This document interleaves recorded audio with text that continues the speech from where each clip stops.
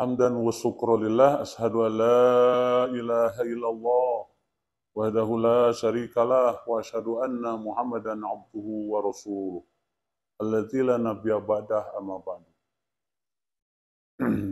Para penyimak yang dimuliakan Allah Subhanahu wa taala, izinkanlah Pak Agus kali ini untuk menjelaskan pelajaran pada hari Selasa ya, tanggal 19 hari Selasa bulan 10 atau September tahun 2023 tentang pelajaran akidah. Ya, untuk hari ini yang akan dijelaskan pelajaran E tentang tanda-tanda datangnya hari kiamat. Nah, di dalam Quran surat Al-A'raf 187 di situ secara ringkas dijelaskan bahwa mereka orang-orang kafir bertanya kepada Rasulullah tentang kapan hari kiamat terjadi, maka oleh Rasulullah dijelaskan dalam ayat itu bahwa oleh Allah Subhanahu wa taala dijelaskan bahwa kapan terjadinya kiamat itu hanya Allah yang tahu. Sementara semua makhluknya tidak ada yang tahu kapan akan terjadinya. Nah, tetapi lepas dari hari haknya kiamat itu, nah Allah Subhanahu wa taala membocorkan tanda-tandanya kepada Rasulullah sallallahu alaihi wasallam. Oleh karena itu Rasulullah sallallahu alaihi wasallam menjelaskan dalam hadis yang diriwayatkan oleh Imam Muslim ini ya, yang telah ditulis anak-anak, yaitu yang diketahui oleh Rasulullah adalah tanda-tandanya. Nah, hadis ini menceritakan tentang tanda-tanda kiamat kecil atau kiamat sugro. Karena ada kiamat sugro, wusto, dan kubro ya. Kiamat sugro, kiamat kecil, diantaranya kematian sebagainya. Kiamat wusto seperti bencana alam yang memakan korban banyak sekali, sampai ratusan ribuan, apa ratusan ribu. Tetapi yang dinamakan kiamat kubro adalah kiamat kehancuran totalitas seluruh alam semesta yang tidak ada hari lagi kecuali hari akhirat. Ya. Adapun tanda-tandanya seperti yang diterima oleh sahabat Ali, ya, An Ali bin Abi Thalibin, ya, Abi Thalibin harus nanti ya, Anin Nabiya Sallallahu Alaihi Wasallam. Hadis ini diterima dari sahabat Ali bin Abi Thalib. Ali bin Abi Thalib menceritakan bahwa Rasulullah Sallallahu Alaihi Wasallam pernah bersabda, kata Rasulullah, "Yanti ala nasi zamanun," akan datang. Ya'ti, ya. Ya'ti pasti akan datang ala nasi kepada manusia, kepada kita semuanya. Zamanun, ya. Ala nasi kepada zamanun, satu zaman. Nah, kapan terjadinya? Hanya kalau zaman itu terjadi, tanda-tandanya di zaman itu terjadi, berarti kiamat sudah segera akan tiba. Di antaranya tanda-tanda, yang ke satu adalah la yabqa minal Islam, tidak tersisa. Kalau bahasa Sunda, tengari Islam teh. Illa ismuhu, illa semuhu, kecuali tinggal namanya. Islam itu tinggal namanya. Apa artinya? Berarti agama Islam itu ada Islam. Tapi orang-orang Islam sendiri sudah sedikit demi sedikit meninggalkan ajaran agamanya. Sehingga tinggal namanya saja Islam.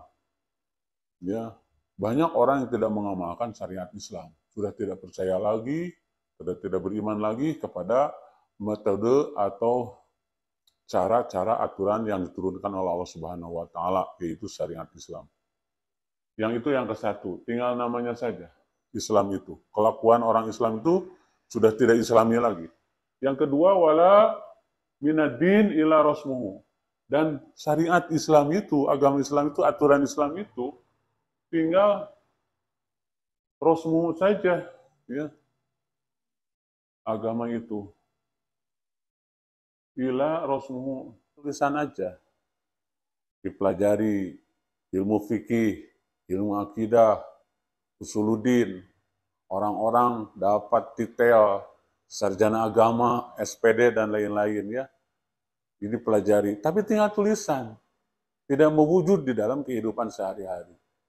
Ya, kayaknya sekarang masih aman ya, belum begitu mayoritas orang tidak mengamalkannya itu. Yang ketiga adalah wala minal Quran, dan tidak tersisa Al-Quran itu ila darsuhu, kecuali tinggal bacaan. Kita tahu bahwa Al-Quran itu adalah bacaan, artinya qara'a yaqra'u itu kan membaca. Al-Quranun adalah bacaan. Tapi yang dimaksud Darsuhul di sini hanya sebagai alat, ya hanya sekedar dibaca saja, tapi yang membaca sendiri jauh dari aturan Islam. Hanya diulik aja, bukan tidak boleh sih. Ada lagam bayati, jiharkah, dan lain-lain. Wah, diulik. Tapi sudah tidak gemar lagi untuk mengamalkan isinya. Banyak orang yang meninggalkan isi Al-Quran itu sendiri. Jadi tinggal sebuah bacaan saja. Orang-orang tidak mengerti apa yang dibacanya, apalagi untuk diamalkan. Na'udzubillah min dzalik. Kayaknya masih aman ya.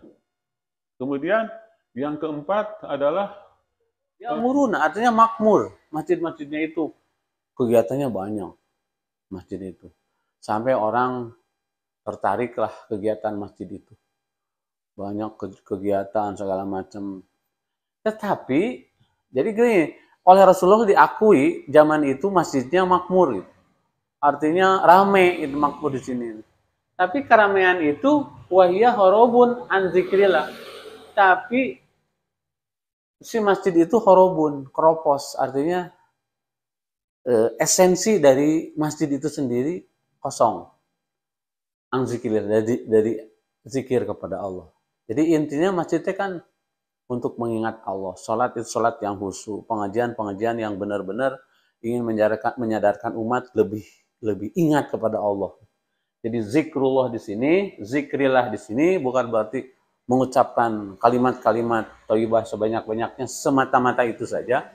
Tetapi ang zikrillah itu, horobun ang zikrillah, keropos. hidupkan syiar di masjid itu bukan Quran Sunnah, tapi mungkin jauh dari ajaran ajaran Islam, dari Quran Sunnah.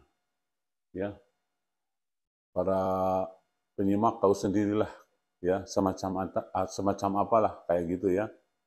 Sekarang banyak viral di video-video ya, isi masjid itu bukan untuk mengingatkan manusia, hanya sekedar untuk wah gimana lah, sulit untuk dijelaskan karena sudah pada tahu. Yang kelima, asaru ahli zalika zaman, ya, seburuk-buruk di zaman itu, manusia yang terburuk, manusia yang bejat, justru ulama mereka. Jadi ulama kan dua, ada ulama warasatul anbiya, ada ulama su'i.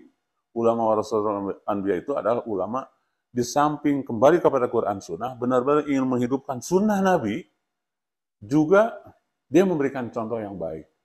Kemudian benar-benar dia itu ada di jalan Allah. Tapi ulama hanya memperbanyak ilmu saja, tapi demi kepentingan dunia semata-mata.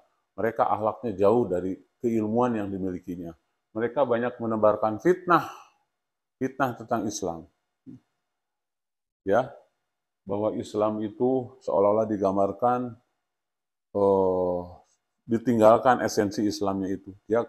Dia malah memuja-muja demokrasi, memuja-muja ajaran-ajaran dari luar Islam, memperbesar budaya-budaya, tapi esensinya tidak. Yang sunnahnya ditinggalkan, yang bid'ahnya dibesar-besarkan. Itu ulama jahat.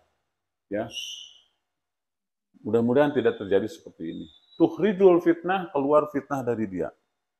Fitnah-fitnah sumbernya dari dia, dari para ulama, wa alaihim ta'ud, dan kembali kepada para ulama itu sendiri. Jadi ulama jadi dikriminalisasi segala macam gara-gara kelakuan ulama yang lain yang jahat. Ulama yang lurus jadi dikriminalisasi karena dianggap bertentangan dengan rezim. Alhamdulillah. Wa haula'i alamatu qiyamah, itulah tanda-tanda kiamat. Banyak para pemirsa hadis-hadis yang semakna dengan ini ya. Banyak sekali masih ada. Mudah-mudahan kita diselamatkan Allah dari zaman yang buruk ini. Amin ya Allah ya rabbal alamin. Semoga dapat dipahami. Akhirul kalam, wassalamualaikum warahmatullahi wabarakatuh.